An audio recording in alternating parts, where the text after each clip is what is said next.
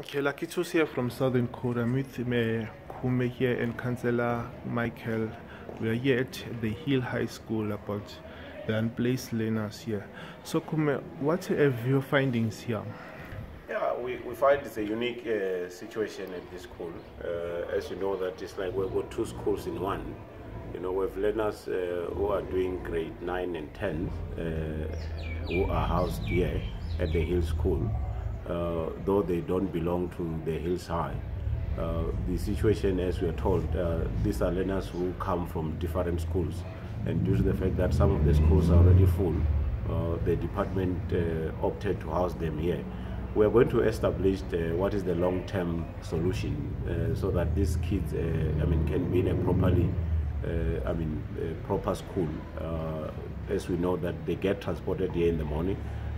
We get told that they get to St. John's Adams and they get dropped there, and after that the bus took them there and dropped them here.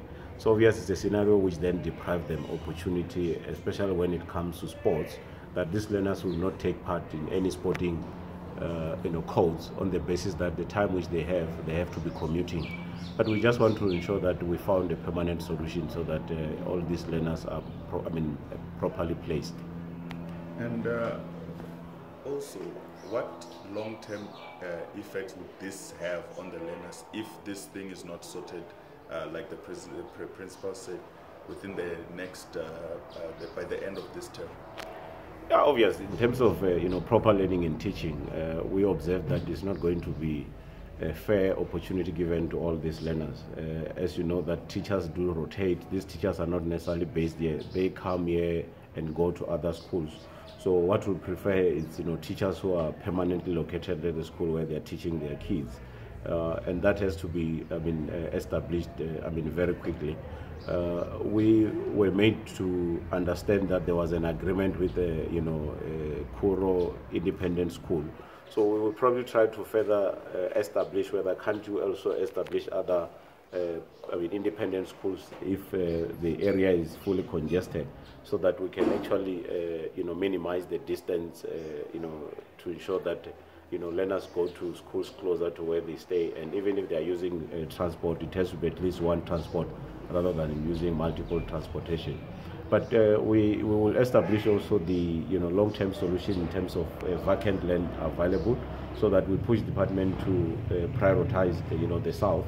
As you know, there's a high demand due to new development in the south. So the Department of Education also need to catch up and build new schools based also on the demand. But we also realize that due to other learners commuting from other areas, what we also need to establish is to reopen closed schools. But how you reopen them, you need to change the perception by also employing best qualified teachers and resource those schools which were closed, so that you can attract new learners to those schools, so that the facilities themselves are available. It's just an issue of utilization and the strategy. As much as we know that we will not have enough resources to build new schools every year, but there are schools which are already built, which are closed down, which are not being utilized.